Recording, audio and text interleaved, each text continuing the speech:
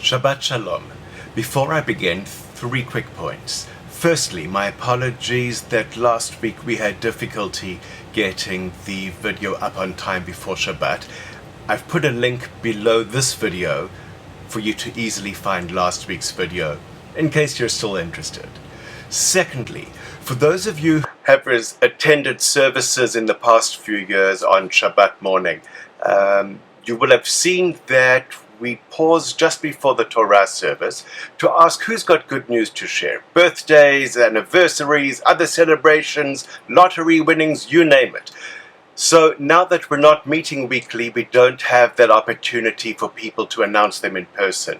However, if you would please be in touch with Rebecca in the office when you have any good news to share, and we will gladly do so in the weekly email newsletter. Good news is good. We want to share it. And thirdly, if you or anyone who's living with you in your home or family here in Rochester has any skill whatsoever at blowing the shofar, please do let me know. Contact me directly or let Rebecca in the office know. Thank you. To this week. If I were to ask you to name some of the most important women in the Torah, in the first 5 books of the Bible, whose names would you tell me? My guess is Sarah, Rebecca, Rachel, Leah, Miriam. Let's not forget about Eve. And maybe you'd also mention Dinah, who was Jacob and Leah's daughter, Tamar, who was Judah's daughter-in-law, and Yocheved, who was Moses' mother. And sorry, but no, Esther, Deborah, Ruth, and Naomi don't count because they do not appear in the Torah itself. We meet them later on in the Tanakh. So, of course, they count. They're huge, they're really important. But for the purpose of this list of names of important leading women in the Torah, in the first 5 books of Moses, they're not on that list. So, let's get back to the leading women of the Torah. How many of us remember learning about Machlah and Noah? How many of you have named a daughter after Hoglah? What about Milcah and Tirzah? Yeah, me neither. I don't have daughters, but I never learned about them. Throughout my day school, 12 years of Jewish day school, I can honestly tell you that I had never heard about those women. Now, it's not uncommon in progressive circles to hear criticism of Torah for being dominated by male characters and male narratives, with only a handful of women featuring in supporting roles at best. And we can certainly discuss this issue and also explore the extent to which Torah and biblical Judaism mirrors the norms of other contemporaneous writings and civilizations. But there's no way that we can have this discussion without talking about Machlah, Noah, Hoglah, Milcah, and Tirzah, and why it's such a problem that most of us were never taught about them. These 5 women were sisters, and they had no brothers. When their father Tzlofchad dies in the book of Numbers, the question of inheritance arises. And here the Torah acknowledges, we've got a problem.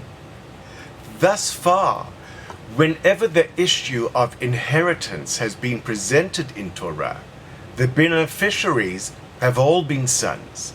But in this case, Torah looks at itself and acknowledges that to a certain extent it's mainly been telling the story of a patriarchal civilization, and it's never dealt with the scenario in which there are no males around. So in this narrative, in Parashat Pinchas, which we read this week, these 5 sisters approach Moses and say to him, "What now? Our father has died, we have no brothers, so what's going to happen to our father's property? Surely we deserve to inherit it." To which Moses replies, you got a good point. I don't know what to do in this case, because there's never been any legal precedent of property being transferred to women. I'm going to need to look into it.